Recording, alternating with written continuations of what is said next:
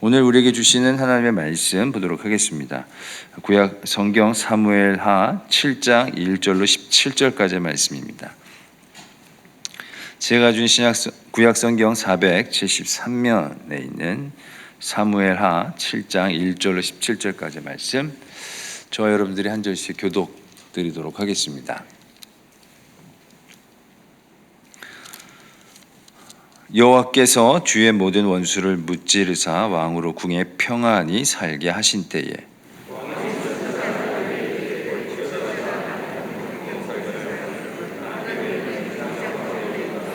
나단이 왕께 아뢰되 여호와께서 왕과 함께 계시니 마음에 있는 모든 것을 행하소서 하니라. 가서 내 종 다윗에게 말하기를 여호와께서 이와 같이 말씀하시되 내가 나를 위하여 내가 살 집을 건축하겠느냐.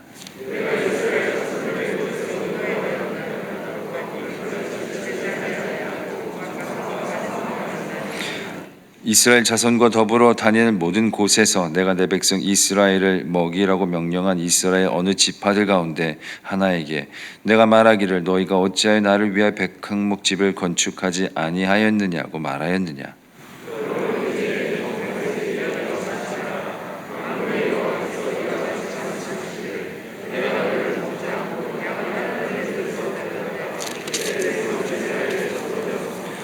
내가 간 모든 곳에서 내가 너와 함께 있어 내 모든 원수를 내 앞에서 멸하였은즉 땅에서 위대한 자들의 이름같이 내 이름을 위대하게 만들어 주리라.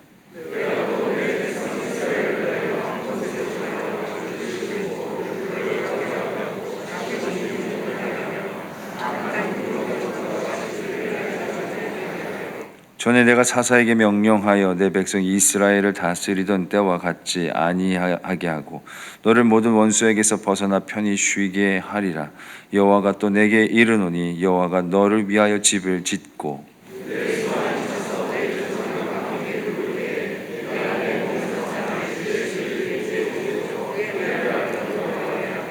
그는 내 이름을 위하여 집을 건축할 것이요 나는 그의 나라 왕위를 영원히 견고하게 하리라.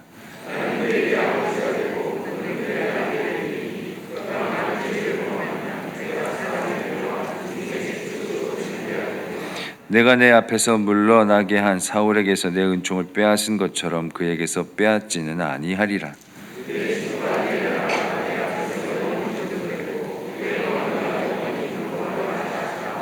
함께요. 나단이 모든 말씀들과 이 모든 계시대로 다윗에게 말하니라. 아멘. 하나님의 말씀입니다. 이 시간 할렐루야.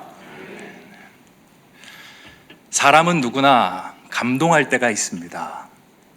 지난달에 있었던 어버이날처럼 평소에는 부모님들이 자녀들에게 내리사랑을 주다가 이제 한 번쯤 자녀들에게 사랑의 이야기를 듣는 시간이 있습니다. 그러면 부모님의 마음이 뭉클해집니다. 아버지, 사랑합니다. 어머니, 저를 낳아주시고 길러주셔서 감사합니다. 그냥 뻔한 말 같고 또 그냥 의례의식에 하는 그런 말 같지만 부모님의 마음은 감동으로 가득 적셔집니다. 왜냐하면 그 말을 하는 사람이 다른 사람이 아니라 내가 사랑하는 나의 자녀가 그 입술로 고백하는 말이기 때문에 그렇습니다. 남편이 직장에서 힘들게 일을 하다가 밤이 늦어서야 퇴근을 하고 집에 들어옵니다. 집에 들어오는데 아내가 기다리고 있습니다. 남편이 여러 가지 마음이 듭니다. 아니, 너무 늦어서 요즘 야근이 잦아서 아내가 좀 싫어하는 것은 아닐까? 그런 마음으로 들어왔는데 아내가 이야기합니다. 여보, 오늘도 늦게까지 수고하느라 감사해요. 당신 덕분에 우리 가정이 이렇게 아름답게 서나갈 수 있어요. 그런 이야기를 들으면 아내가 하루 종일 가사일에 시달리고 그리고 자녀들과 전쟁 같은 하루를 치릅니다. 그렇게 있는데 남편이 퇴근해서 여보, 고마워. 당신이 이렇게 가정을 잘 지켜줘서 내가 바깥일을 집안 생각하지 않고 열심히 감당할 수 있어. 당신이 있어서 너무 행복해 라는 말을 들으면 남편의 마음, 아내의 마음이 가슴 뭉클해지는 것을 경험할 수가 있습니다. 예기치 못한 어떤 나를 생각하는 말이나 배려 섞인 행동을 들으면요, 우리는 마음에 소소한 감동을 느끼게 됩니다. 그 관계가 깊으면 깊을수록, 또 그 관계가 소중하면 소중할수록 그 감동은 우리의 마음에 더 깊이 찾아옵니다. 여러분도 그렇지 않습니까? 그렇다면 우리 하나님의 관계에서는 어떨까요? 하나님도 우리에게 감동을 받으실까요? 성경에 많은 하나님의 사람들이 나타납니다. 그런데 그 사람들은 대부분 하나님께 감동을 주기보다는 하나님께 감동을 받은 사람입니다. 힘들고 어려운 위기 속에서 하나님 앞에 목 놓아 부르짖었더니 하나님이 한 걸음 다가오십니다. 그리고 문제를 해결해 주십니다. 내가 낙심과 좌절과 낭망 속에 있을 때 하나님께 부르짖었더니 하나님께서 한없는 위로와 사랑으로 내 마음을 만져주십니다. 하나님은 이렇게 우리에게 많은 감동을 선사해 주시는데 우리는 하나님께 감동을 드리면서 살아가고 있습니까? 그런 사람의 이야기는 어디 없습니까? 오늘 읽었던 사무엘하 7장 1절에 17절 말씀까지 안에서 그 사람의 이야기가 등장하고 있습니다. 그 사람이 누구냐면 다윗입니다. 다윗은 하나님의 성전을 지어드리면서 하나님께 감동까지 함께 선사하고 있습니다. 오늘 이 말씀을 저와 함께 찬찬히 살펴보면서 어떻게 다윗이 하나님께 감동을 드렸고 또 어떻게 하면 우리도 다윗처럼 하나님께 감동을 드릴 수 있는가를 생각해보는 이 시간이 되기를 주님의 이름으로 축원드립니다. 먼저 1절 2절 말씀 같이 한번 읽어보도록 하겠습니다. 시작. 여호와께서 주위의 모든 원수를 무찌르사 왕으로 궁에 평안히 살게 하신 때에 왕이 선지자 나단에게 이르되 볼지어다 나는 백향목궁에 살거늘 하나님에게는 휘장 가운데에 있도다. 아멘. 어느 날 다윗이 궁 안에서 평안한 삶을 누리고 있는데 문득 하나님이 떠오릅니다. 나는 이 백향목 으리으리한 궁에 살고 있는데 하나님의 궤를 봤더니 하나님은 엉성하게 만든 그 천막과 같은 휘장 아래에 초라한 모습으로 있는 것을 발견하게 됩니다. 다윗은 마음이 아픕니다. 왜냐? 하나님은 자신과 평생을 함께 해주셨습니다. 그리고 자신에게 많은 은혜를 베풀어 주셨고 지금 왕이 될 수 있도록 인도하여 주신 분도 바로 하나님이십니다. 어떻게 하나님이 저렇게 있는 것을 내가 모른 채 할 수 있을까? 내가 하나님을 위해서 뭘 해야겠다. 그 생각을 하고는 하나님께 성전을 지어드릴 계획을 합니다. 그리고 당대의 선지자였던 나단을 불러서 제가 하나님께 성전을 지어드리고 싶습니다 라는 말을 전합니다. 그랬더니 3절을 보니까 다윗의 이 말에 나단 선지자가 먼저 감동을 받습니다. 다윗의 이야기를 듣고 바로 여호와께서 왕과 함께 계시니 마음에 있는 모든 것을 행하소서라고 말합니다. 사실 이 말은 선지자 나단이 실수하고 있는 말입니다. 왜? 선지자는 이렇게 성급하게 하나님의 답을 하면 안 되는 사람입니다. 선지자가 무엇입니까? 하나님의 대리인입니다. 하나님의 말씀을 물으러 온 사람이 있으면 그 말씀을 가지고 하나님의 신탁을 기다려야 됩니다. 그리고 신탁이 내려지면 그 사람에게 답변하는 것이 선지자가 해야 될 일입니다. 그런데 오늘 말씀에서 보니까 나단은요, 하나님 앞에 신탁을 묻지도 않고 다윗의 이야기를 듣자마자 왕께서 원하는 대로 하옵소서라고 답을 줍니다. 왜 그랬을까요? 그만큼 다윗의 말이 나단 선지자 마음 가운데 감동으로 다가왔기 때문에 그렇습니다. 나단 선지자가 감동받은 포인트는 두 부분입니다. 첫 번째는 야 다윗 어떻게 평신도가 이런 생각을 할 수 있지? 하나님의 성전을 지어달라고. 하나님께서 성전에 대해서 언급한 적도 없는데 어떻게 다윗이 먼저 이 생각을 했을까? 이게 첫 번째 포인트고요. 두 번째 포인트가 진짜 나단이 감동받은 포인트인데요. 다윗이 하나님을 생각하는 시점이 너무나 예상 밖의 시점에서 이 성전 이야기를 하고 있는 것입니다. 아까 1절, 2절 말씀에서 지금 다윗이 어떤 시점에 있다라고 성경은 가르쳐주고 있습니까? 여호와께서 주위의 모든 원수를 무찌르사 왕으로 궁에 편안히 살게 하신 때라고 성경은 기록하고 있습니다. 나단은 다윗을 잘 알고 있었습니다. 그의 인생이 어떠했는지. 다윗은 평안과는 거리가 먼 인생을 살았습니다. 그의 인생을 정의한다면 그의 인생은 고난이었고 긴장이었고 가슴 졸임의 연속이었습니다. 청소년 시기에는 사울에게 쫓겨다니느라고 이리저리 지역을 도망다녔습니다. 청년이 돼서는 자신의 그 약한 왕권을 바로 세우기 위해서 불철주야 노력을 했습니다. 대외적으로는 많은 주변에 있는 나라들과 전쟁을 치루었고 대내적으로는 자신을 반역하려 하는 대적자들로부터 자신의 가문과 왕권을 보호하느라 정신없는 세월을 보내었습니다. 그러다가 이제 겨우 한숨 돌릴 만한 때가 찾아온 겁니다. 이제 더 겨우 자신의 인생에도 전혀 생각지도 못했던 평안이라는 것을 맛볼 수 있는 때가 찾아온 것입니다. 그런데 이때 다윗은 하나님을 보았습니다. 저라면 어땠을까 한번 생각해 보았습니다. 제가 다윗이었다면 이제 나에게 모처럼 평안이라는 것이 찾아왔으니까 좀 피로를 푸는데 내가 시간을 보내고 이 안식이라는 것을 좀 만끽하며 보내면 좋겠다.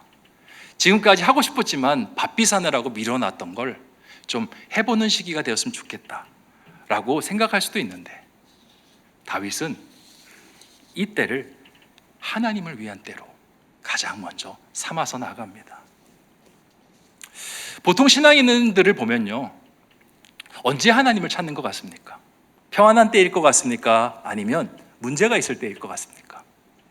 네, 문제가 있을 때 하나님을 찾습니다. 문제도 보통 문제가 아닙니다.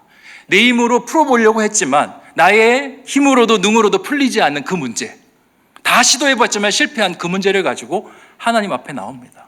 하나님, 전능하신 손길로 이 문제를 만져주시옵소서.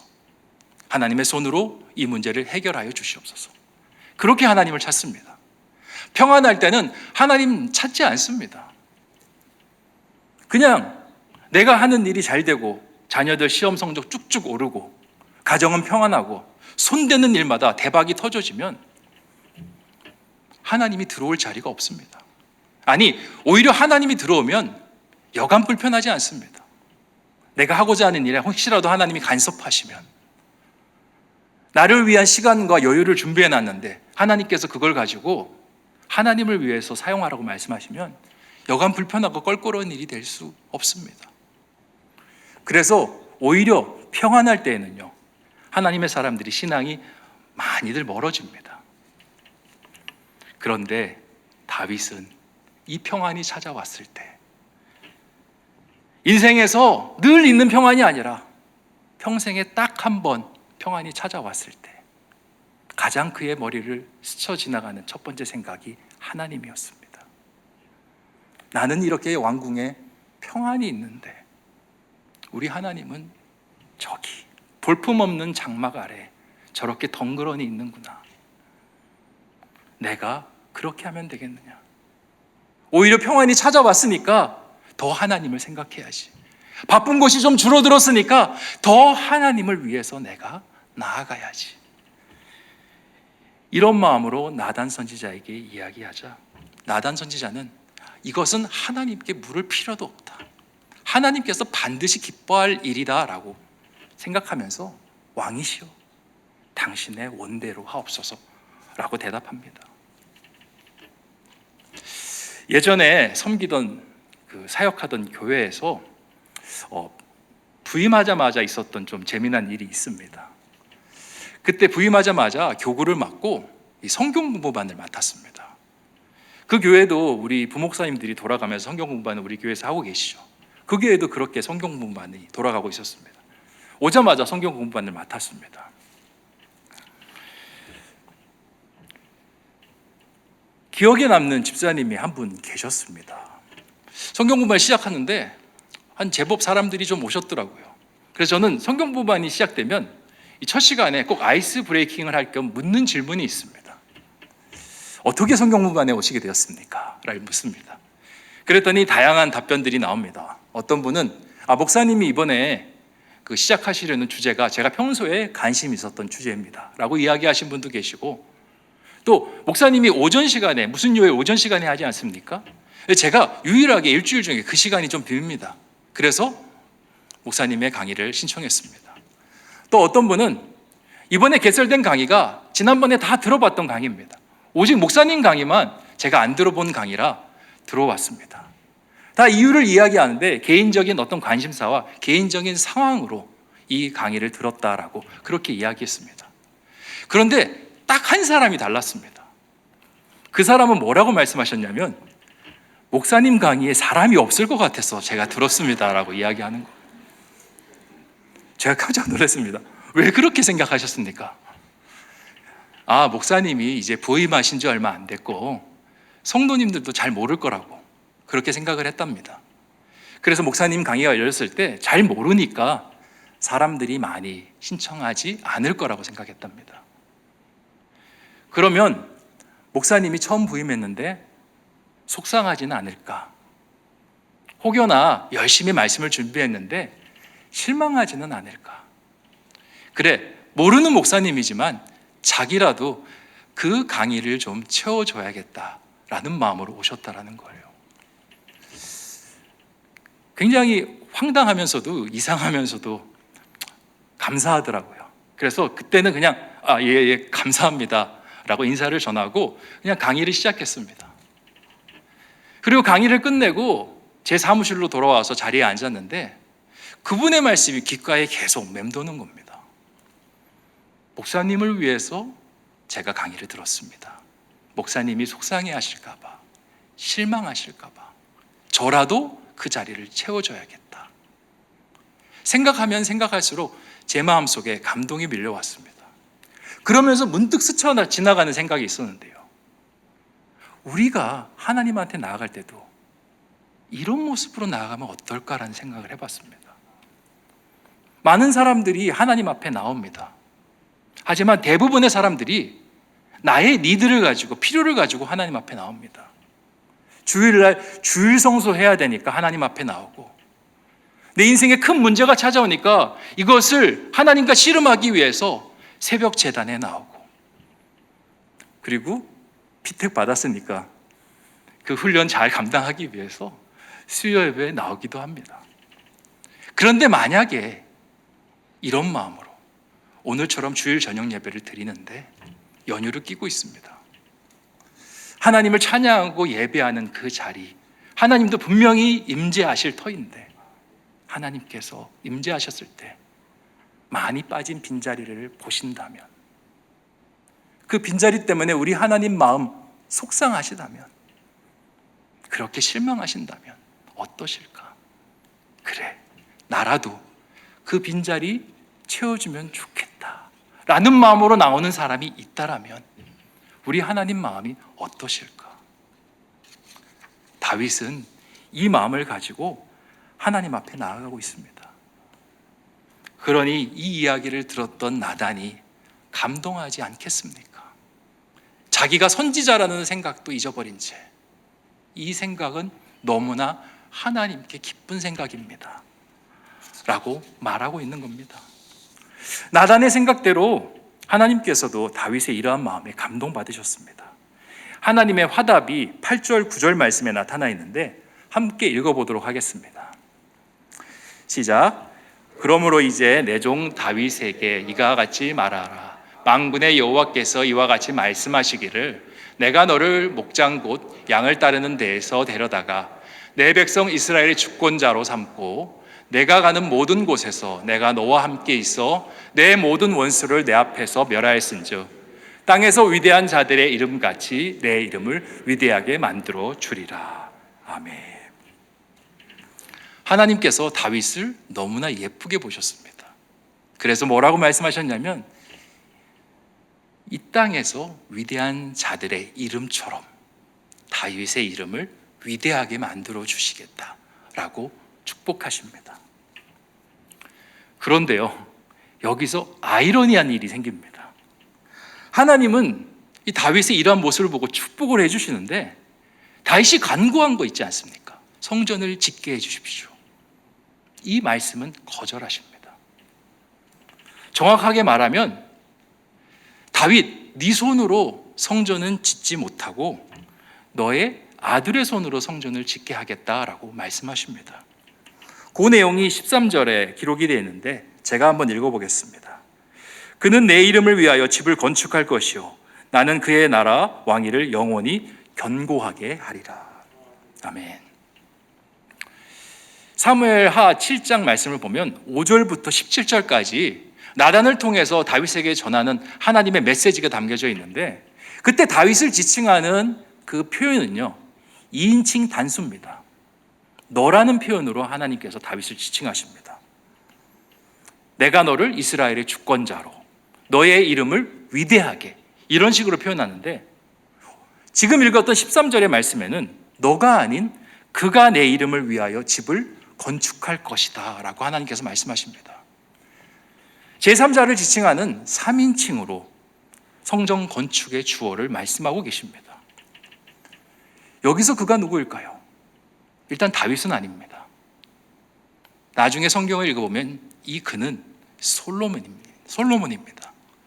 열왕기상 6장을 보면 솔로몬이 나중에 그 손으로 하나님의 성전을 건축합니다. 여기서는 하나님께서 다윗, 네 마음은 받겠다. 하지만 성전 건축은 안 돼. 라고 말씀하시는 겁니다. 왜 그랬을까요? 오늘 읽은 말씀에서는 이 전말이 나타나지 않는데 역대상 22장 7절 8절을 보면 그 이유가 기록이 되어 있습니다. 제가 한번 읽어드릴게요. 다윗이 솔로몬에게 이르되 내 아들아 나는 내 하나님 여호와의 이름을 위하여 성전을 건축할 마음이 있었으나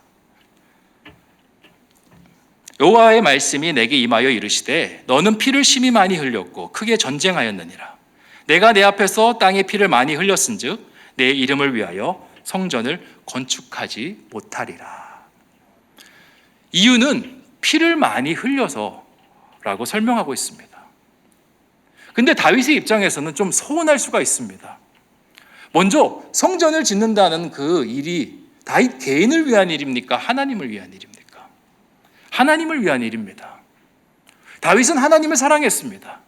그래서 사랑하는 사람이 연인을 생각하면서 최고의 선물을 준비하는 마음으로 성전 건축이라는 선물을 포장해서 가지고 왔습니다. 그런데 연인이 이렇게 말합니다. 선물은 고마운데 마음만 받겠다고. 무슨 뇌물을 가져오는 겁니까? 마음만 받겠다고. 다윗 입장에서 여간 서운한 것이 아닙니다. 그리고 또 다른 서운한 포인트가 있습니다. 성전 하지 못하는 이유가 전쟁을 통해 많은 피를 흘려서라고 하나님께서 말씀하십니다. 다윗은 이해되지 않습니다. 전쟁을 치르긴 했지만 다윗이 혼자의 힘으로 전쟁을 치렀습니까? 아닙니다. 하나님께서 도와주셔서 그 하나님의 힘을 입어 전쟁을 치른 것입니다. 그리고 9절을 보면 하나님께서 이렇게 표현하십니다. 주어를 하나님으로 써서 하나님께서 모든 원수를 다윗을 위해 멸하셨다라고 말씀하십니다. 그러니까 전쟁의 주체는 누구입니까? 하나님이세요. 하나님이 다윗을 사용하셔서 그 전쟁을 하도록 하신 겁니다. 그런데 피 흘림의 이유의 책임을 다윗에게 돌리니 다윗이 이해할 수 있겠습니까? 서운하기가 그지없습니다. 보통 사람이라면, 이 보통 사람은 저를 지칭합니다. 저 같은 사람이라면 나 좋다고 성전 건축하자는 것도 아니고 하나님 위해서 하겠다는데 거절하신다고? 나도 안 하고 말지. 어쨌든 하나님께서 축복하셨으니 그걸로 감사하지. 됐어. 이렇게 생각할 수 있는 상황입니다. 그런데 다윗은요, 하나님의 이러한 거절을 다른 방식으로 대응합니다.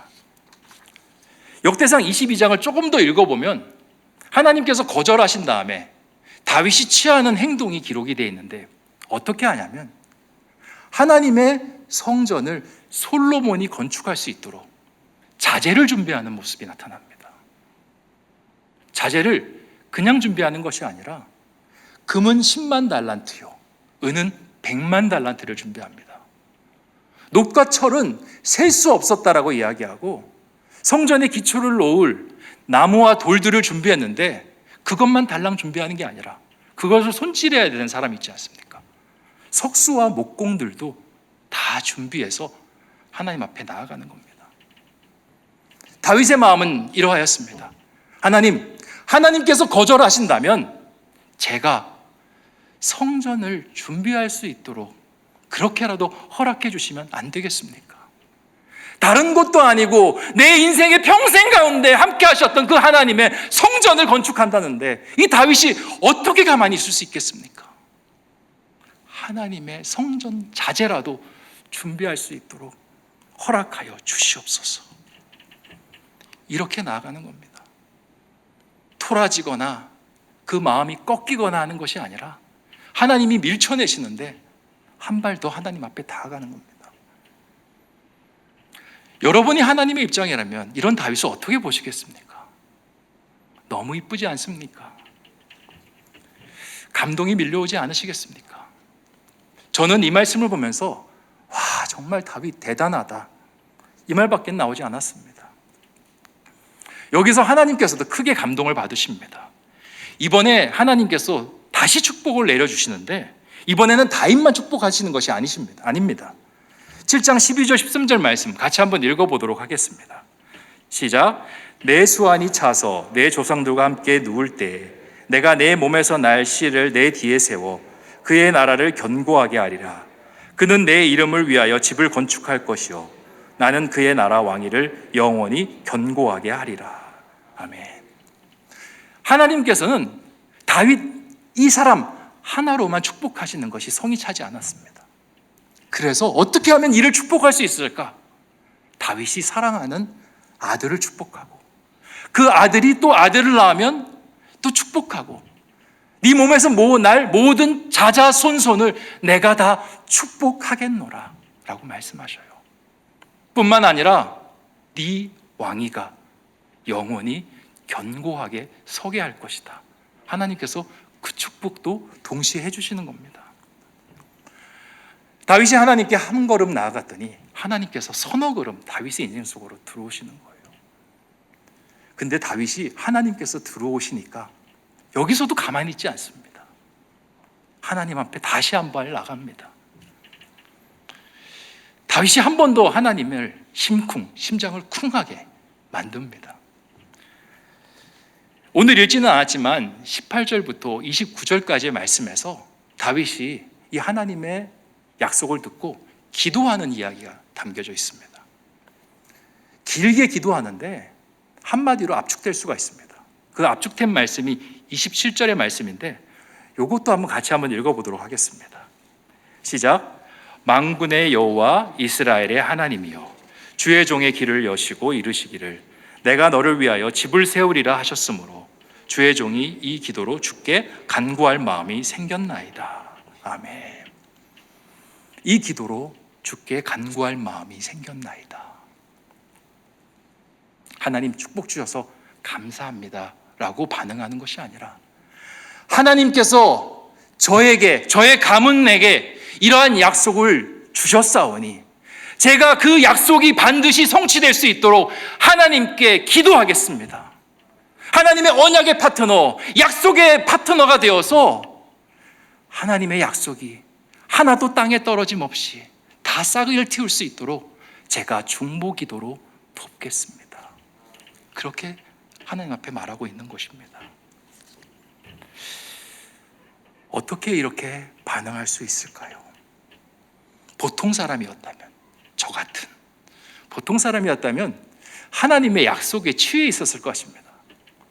하나님께서 나를 위대한 이름으로 만들어 주신대? 하나님께서 우리 자녀들을 최고로 만들어 주신대? 하나님께서 나의 왕위를 영원히 견고하게 만들어 주신대? 야, 내 인생 이제 풀렸다. 나는 그냥 꽃길만 쭉 걸어가면 되겠구나. 아니면 이 취함이 다른 사람에게 자랑하는 취함으로 변화될 수도 있습니다. 이봐 친구, 하나님께서 내게 하신 말씀 들었어? 나를 최고로 만들어 주신대. 우리 자녀를 최고로 만들어 주신대. 우리 집안을 최고로 만들어 주신대. 저라면 그렇게 취해 있었을 것 같습니다. 그런데 다윗은 하나님 앞에 더 가까이 나아가는 기도를 이 상황에서 올려드립니다. 이것은 다윗의 마음속에 100% 하나님을 향한 전심의 마음이 없으면 절대 할 수 없는 행동입니다. 그러니 하나님께서 여기서 또 한 번 감동하십니다. 이제는 이 말씀이 진짜 실제가 될 수 있도록 하나님께서 역사하십니다. 다윗은 비록 죽었지만 성경의 역사를 보면 하나님의 약속은 다 이루어졌습니다. 다윗은 위대한 이름을 남겼고요. 그리고 솔로몬은 하나님의 성전을 너무나 아름답게 건축하였습니다. 이스라엘 역사가 끝날 때까지 다윗의 자손들이 계속적으로 이스라엘의 왕위를 이어받았습니다. 그리고 이스라엘이 멸망한 다음에 하나님의 약속이 사그러진 것처럼 보일 때 하나님께서 영원히 서리라라고 말씀하셨잖아요. 그때 다윗의 가문에 놀라운 사람을 보내어 주십니다. 누군지 아십니까? 예수 그리스도 맞습니다. 만왕의 왕이시고 영원한 하늘과 땅의 주인이신 그분을 다윗의 후손을 통해서 허락하여 주시는 축복을 다윗이 누리게 되는 겁니다. 다윗의 모습은 저에게 진한 감동을 주었습니다. 제가 말씀을 준비하다가 너무 감동이 벅차서 말씀을 더 이상 준비할 수가 없었습니다. 그리고 하나님 앞에 기도드리면서 하나님을 묵상했습니다. 저에게 하나님은 어떤 분이실까? 한 이미지가 떠올랐습니다. 저에게 하나님은 실버스타인에 아낌없이 주는 나무 같다라는 생각이 들었습니다. 아낌없이 주는 나무는 소년과 함께 오랜 세월을 같이 했습니다. 소년이 어릴 때에는 그가 놀 수 있는 그늘을 제공하고, 그리고 나무가 가지를 늘어뜨렸을 때에는 소년이 즐겁게 뛰어놀 수 있는 그네를 제공하였습니다. 그리고 그 열매를 맺을 때에는 소년이 그것을 먹도록 하였습니다. 나중에 소년이 이제 어른이 되어서 세상으로 나아가려고 할 때 나무는 자신을 베어서 나무 제목을 그 소년에게 마련해 주었습니다. 그런데 소년은 세상으로 나간 뒤 돌아오지 않습니다. 나무는 그루터기만 남은 상태에서 쓸쓸하게 세월을 보냅니다. 소년을 기다리면서 외롭게 지내다가 한참의 시간이 흐른 다음에 소년이 다시 그 자리로 돌아옵니다. 그런데 소년이 아주 늙은 노인이 되었습니다. 다리가 아파서 오래 걷지 못하여서 그 나무에 온 다음에 그 그루터기 안장에 소년은 털썩 주저앉습니다. 그런데 그 나무는 너무 행복합니다. 오랫동안 기다렸던 소년이 다시 나에게 찾아왔기 때문에 자신의 모든 것을 내어주어도 너무나 행복합니다. 그래서 다윗의 이야기를 떠올리면서 한 가지 저는 다짐을 했습니다.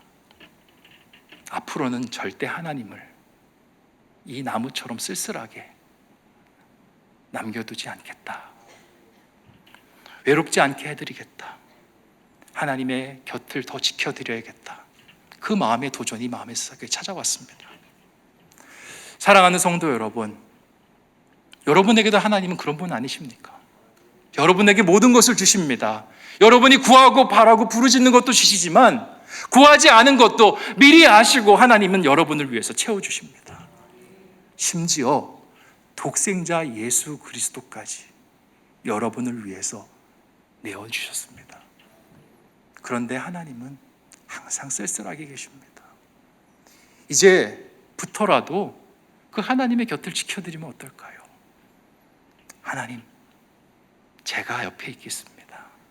하나님, 제가 하나님의 마음을 만지는 사람이 되고 하나님을 생각하는 사람이 되고 하나님을 배려하는 사람이 되겠습니다. 다윗처럼 순수한 마음으로 하나님을 감동시키는 사람이 되겠습니다. 그렇게 다짐하는 사람이 되면 어떻겠습니까? 오늘부터라도 그 다짐에 도전하는 제가 되고 여러분이 되기를 주님의 이름으로 축원드립니다.